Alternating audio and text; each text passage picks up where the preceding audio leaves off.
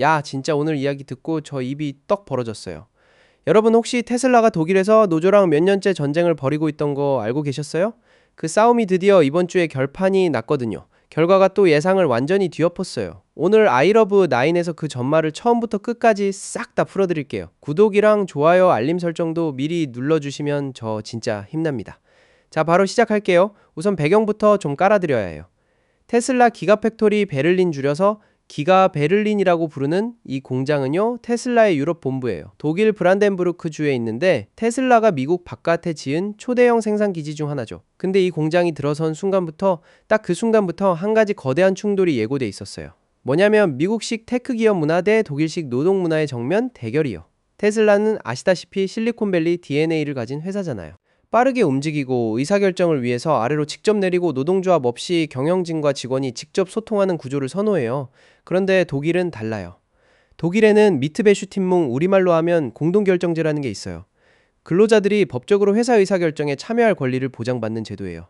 독일에서 일정 규모 이상의 기업은 노동자 대표기구인 베트리프스라트, 즉 사업장 협의회를 반드시 구성해야 해요. 이게 그냥 있으면 좋고 없어도 그만인 게 아니라 법으로 의무화된 거예요.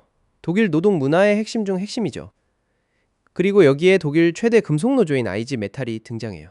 IG 메탈은 독일에서 폭스바겐, BMW, 메르세데스 같은 자동차 회사들을 오랫동안 상대해온 그야말로 유럽에서 손꼽히는 강력한 노동조합이에요. 이 IG 메탈이 기가 베를린이 문을 연 이후 줄곧 이 공장에 발을 들이려고 시도해왔어요.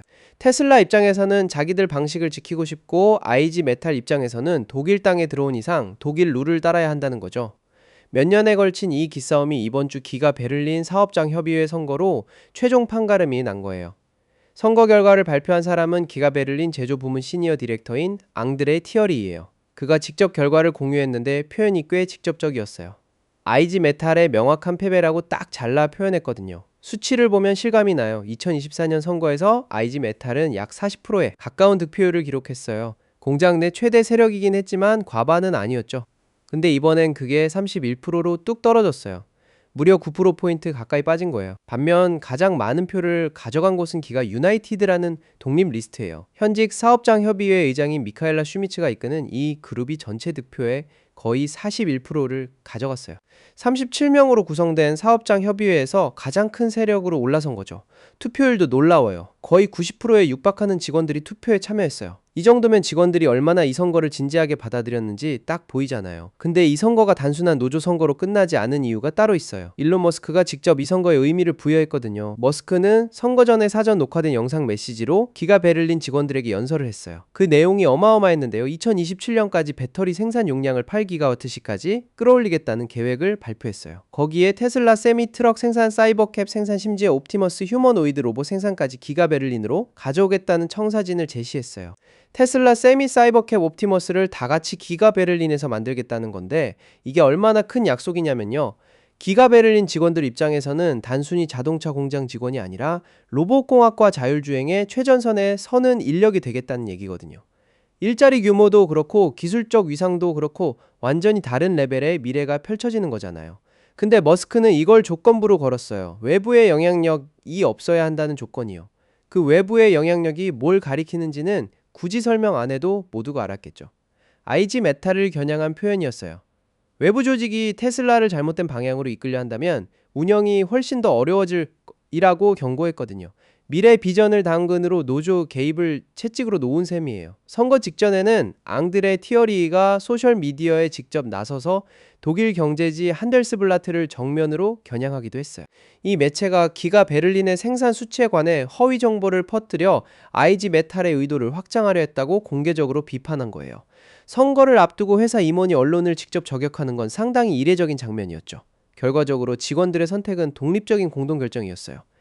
IG 메탈이라는 외부 노조 조직을 통해서가 아니라 기가 유나이티드처럼 공장 내부에서 자체적으로 구성된 그룹을 통해 목소리를 내겠다는 거예요. 티어리는 이 결과를 두고 우리 직원들이 향후 4년간 노조에 얽매이지 않는 공동결정을 지지한다는 명확한 신호라고 표현했어요. 그리고 기가 베를린은 미래를 가속할 자유를 유지하게 됐다고 덧붙였죠. 한 가지 더 짚어드릴 게 있어요. 테슬라의 노조 갈등이 독일에서만 일어나고 있는 게 아니에요. 스웨덴에서도 IF 메탈이라는 노조와 별도의 노동 분쟁이 진행 중이에요. 유럽 전역에서 테슬라와 노동조합 사이에 긴장이 계속되고 있다는 걸 보여주는 사례죠. 기가 베를린의 이번 결과가 그 흐름에 어떤 영향을 줄지 지켜볼 부분이에요. 선거 이후 분위기도 심상치 않아요. 실제로 기가 베를린 관련 채용 공고가 올라왔는데 그 내용이 로보택시 생산을 기가 베를린으로 가져오는 것을 암시하고 있어요. 머스크가 말한 약속이 말뿐이 아닐 수도 있다는 신호죠. 이제 IG 메탈의 영향력이 크게 줄어든 상황에서 테슬라가 공언한 세미 사이버캡 옵티머스 생산 계획이 실제로 어떤 속도로 구체화될지가 다음 관전 포인트예요. 독일이라는 나라, 그것도 노동권이 전통적으로 굉장히 강한 나라에서 테슬라가 이런 결과를 만들어냈다는 게 여러 각도에서 해석될 수 있어요. 테슬라 방식의 승리라고 볼 수도 있고, 기가 베를린 직원들이 거대 노조보다 자기 회사의 성장 가능성에 더 큰 무게를 뒀다고 볼 수도 있어요. 어떻게 1등 결과는 분명해요. 독일 땅에서 테슬라 방식이 통했다는 거예요. 오늘 아이러브9에서 전해드린 기가 베를린 이야기 어떠셨어요? 여러분은 이 결과에 대해 어떻게 생각하세요? 댓글로 의견 남겨주시면 제가 다 읽어볼게요. 영상이 도움이 됐다면 좋아요 한 번만 눌러주시고, 아직 구독 안 하셨다면 지금 바로 구독이랑 알림 설정까지 눌러주세요. 다음 영상에서 또 봬요.